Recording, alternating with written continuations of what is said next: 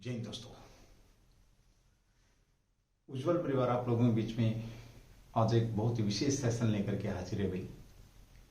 बात करेंगे आज हम 12 अक्टूबर को एक केस आया सुप्रीम कोर्ट के अंदर, जैसे कि आप लोगों के सामने लिखा भी है, सुप्रीम कोर्ट वर्सेस मोदी सरकार। और 12 अक्टूबर को जो एक केस की बात करूं मैं, उस केस का सीधा जो संबंध है वो मोदी सरकार से है। और काफी दिन से ये चर्चा में, अभी 3-4 दिन से चर्चा का विषय बना हुआ है। क्या 500 के 1000 के नोट दोबारा से चलेंगे? ये नोट बंद हुए थे तो कैसे हुए थे, क्या कहानी है? अब 2016 का जो केस था वो अब निकल करके आप लोगों के बीच में आ रहा है। तो जो आप समझ गए होंगे, तो जो हमारा सेशन रहने वाला किस पे रहने वाला है? नोटबंदी पर भाई। नोटबंदी की यहां पर बात होगी। नोटबंदी जैसा कि आपको पता 8 नवंबर 2016 के अंदर आपकी नोटबंदी की गई थी। 8 बजे आकर के मोदी सरकार ने क्या कर दिया था? ऐलान कर दिया था कि आज के बाद 1000 के और 500 के जो नोट वो नहीं चलेंगे। अब देखिए, ये विषय एक बहुत गंभीर विषय बना हुआ भाई। अभी सुप्रीम कोर्ट के पास याचिकाएं आई, तकरीबन अगर मैं बात करूं लगभग आपकी 58 के करीब याचिकाएं लगी सुप्रीम कोर्ट में भाई। 58 के करीब याचिकाएं लगी। याचिकाओं का मैं जिक्र करूं, याचिका लगी भाई, ठीक है, ओके। अब इस चीज को आप इस तरीके से समझना कि भाई क्या वाकई में जो नोटबंदी हुई थी क्या वो लीगल थी? अगर इलीगल थी तो क्या नोट वापस आएंगे? ये सारे क्वेश्चन यहां पे घूम रहे हैं। ये सारे क्वेश्चन आपके यहां पे घूम रहे हैं। एक बड़ा अच्छा सेशन है भाई, आप क्लास को स्किप नहीं करेंगे। 10 से 15-20 मिनट में आपका एक सेशन निकलेगा। अच्छे क्वेश्चन और अच्छी जानकारी आप लोगों के बीच में यहां उज्जवल परिवार की तरफ से प्रोवाइड की जा रही है भाई, ठीक है। काफी कुछ चल रहा है। मैं सीधे शब्दों में, आसान से शब्दों में, जिन शब्दों में आप समझ सकते हैं उन शब्दों में मैं आप लोगों के बीच में ये सेशन लेकर के आया हूं। तो मुद्दा क्या है आपका? मुद्दा है नोटबंदी। और नोटबंदी की अगर मैं बात करूं तो क्या लीगल थी या इलीगल थी? अब कोर्ट ने सरकार को बोल दिया है कि आप हमें जवाब दें भाई। एक्चुअली होता क्या है कि जो कार्यपालिका और विधायिका में ठनी रहती है हमेशा, आपकी जो न्यायपालिका और विधायिका में ठनी रहती है, वो अपने को ज्यादा सुप्रीम दिखाने की कोशिश करते हैं, वो अपने को ज्यादा सुप्रीम दिखाने की कोशिश करते हैं। सरकार ये बोलती है कि नीतिगत जो मुद्दे हैं, जो हम फैसले लेते हैं, उनके ऊपर तुम यहां मतलब लक्ष्मण रेखा क्रॉस मत करो, जो तुम्हारा जो दायरा है तुम वहां तक रहो।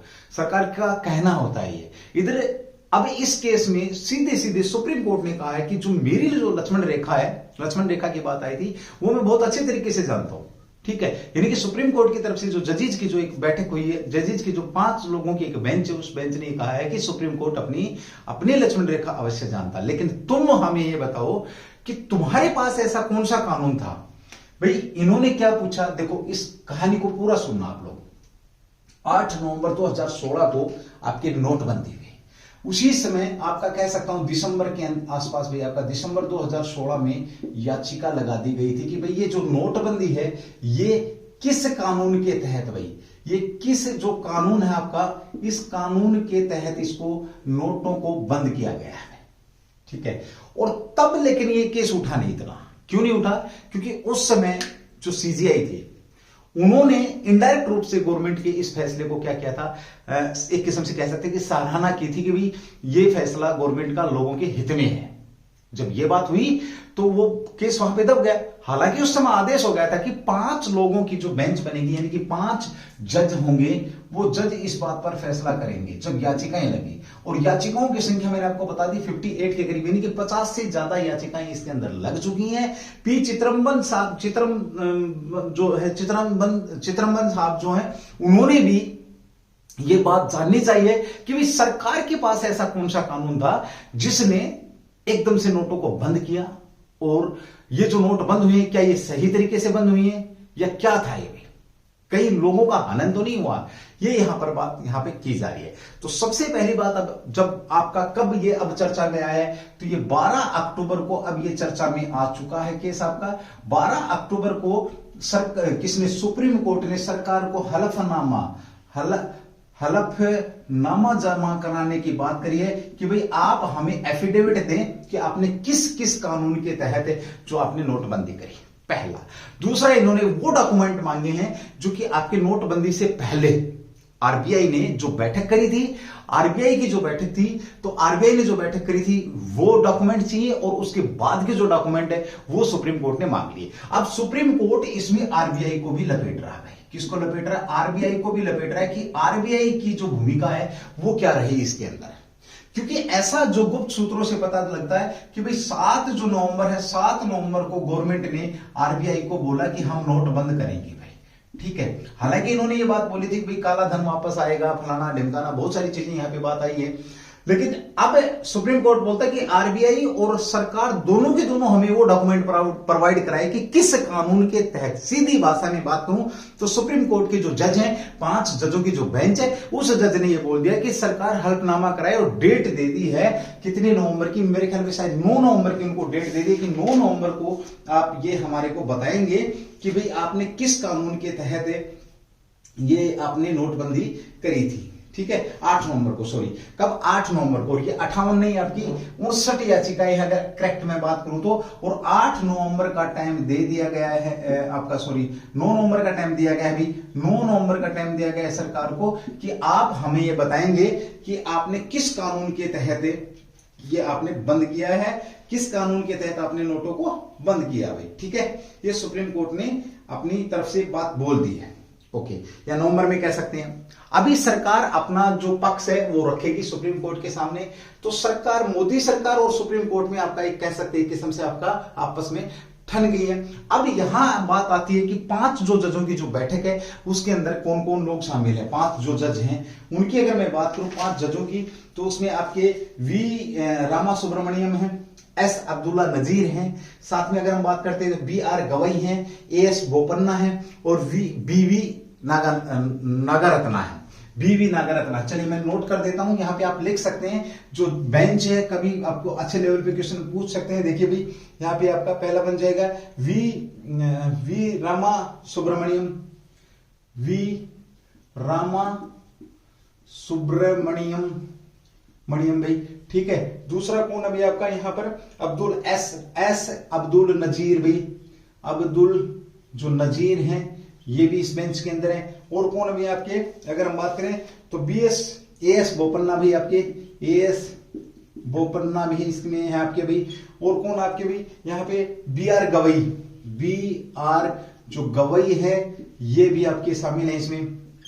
और कौन अभी आपके यहाँ पर, तो एक आपके बच गए हैं वी रामा सुब्रमण्यम हो गए आपके, बीवी नागारत्ना, बीवी नागारत्ना है, नागारत्ना। ये आपके क्या है, 5 जजों की जो बेंच है, 5 जजों की बेंच ने ये यहां पर क्वेश्चन किया। और इन्होंने जब क्वेश्चन किया तो यहां पे एक बात और निकल करके आई, जो अटॉर्नी जनरल है जो सरकार का हमेशा पक्ष रखते हैं, उन्होंने बोला कि भी जो होना था वो हो चुका, अब उसका फायदा हुआ नुकसान हुआ उससे कोई लेना देना नहीं है, अब आप उस बात को क्यों उछाल रहे हैं। तो यहां पर याचिकाकर्ताओं ने कहा है, जो याचिकाकर्ताओं की तरफ से यह बात कही गई कि ठीक है जो हो गया वो हो गया, लेकिन आगे से तो ऐसा ना हो, आगे से ऐसा नहीं होना चाहिए। ऐसा नहीं है कि भाई पहली बार ऐसा हो रहा है, ऐसा नहीं है कि नोटबंदी पहली बार हो रही है। आपकी 1978 के अंदर भी नोटबंदी हुई थी, उस नोटबंदी में भी क्या किया गया था, प्रॉपर संसद के अंदर एक्ट पास किया गया था और एक्ट पास करने के बाद फिर वो नोटबंदी हुई थी। यहां पर तो 7 तारीख को आरबीआई से डिस्कशन किया गया, 8 तारीख को रात को 8 बजे आकर के क्या कह दिया गया कि आज के बाद आपके 12 बजे के बाद जो 500 के और 1000 के नोट नहीं चलेंगे। तो वो ये कानून जानना चाह रहे हैं। अब सुप्रीम कोर्ट की तरफ से जब ये बात आई है तो सुप्रीम कोर्ट ने सरकार को बोल दिया कि आप हलफनामा जमा कराएंगे। अब इसमें सरकार घिरी खड़ी है भाई, अब इसके अंदर सरकार घिरी खड़ी है। हालांकि सरकार ने जवाब दिया है, सरकार ने क्या जवाब दिया है, थोड़ा बहुत जवाब दिया, कोई डिस्कशन हुआ है कि भाई आरबीआई जो अधिनियम है, आरबीआई अधिनियम की धारा यहां पर बता रहे हैं, वो धारा 26(2) के तहत उन्होंने नोटबंदी का आदेश दिया। लेकिन ये जो धारा है ये आरबीआई की धारा, आरबीआई अधिनियम की जो धारा 26(2) क्या बोलती है कि आप किसी विशेष सीरीज के नोट बंद कर सकते हो। क्या कर सकते हो आप, कुछ विशेष जो सीरीज हैं भाई, विशेष सीरीज के नोट हैं वो बंद कर सकते हो आप, ना कि आप संपूर्ण नोट को बंद कर सकते हो। या जैसे कि इन्होंने तो बोल दिया था कि 500 का नोट चलेगा ही नहीं, ठीक है, ये बात यहां पर कही गई है। तो अब सरकार अपना हल्फनामा तैयार करेगी और जो अगली जो डेट दी गई है, अगली जो तारीख दी गई है उस तारीख पर सरकार आमना सामना होगा। अब नोट दोबारा से आएंगे या क्या होगा, या सरकार के ऊपर एलिगेशन लगेगा, वो सारी की सारी बातें आपकी अगली जो सुनवाई है उस पर होने वाले बड़ा भयंकर चर्चा का विषय बना हुआ है। यहां पर सुप्रीम कोर्ट की तरफ से कहा गया है, सुप्रीम कोर्ट ने क्या कहा भाई, सबसे पहले तो बात यह है, यहां इन्होंने बात करी कि भाई ये किस प्रकार के अधिकारों का उल्लंघन है। तो सबसे पहले इन्होंने जो 8-9 क्वेश्चन रखे हैं। नंबर 1, पहला जो क्वेश्चन इन्होंने कि भाई जो सुप्रीम कोर्ट का जो नोटबंदी का जो नोटिफिकेशन था क्या वो लीगल है या नहीं, पहला सवाल तो ये था। दूसरा सवाल इन्होंने दिया, क्या ये जैसे कि भाई आप बैंकों से पैसा नहीं निकालेंगे तो क्या ये 300 जो आपका क्या है या संपत्ति के अधिकार का उल्लंघन है।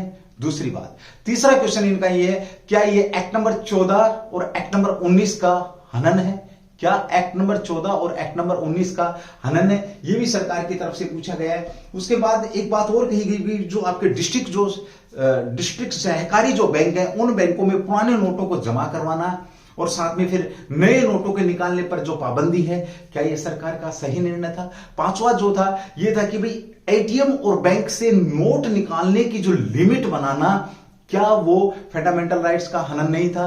तो ये छठवां सवाल था उसका। और सातवां क्या था भाई, क्या नोटबंदी का जो फैसला बिना तैयारी के लिया गया।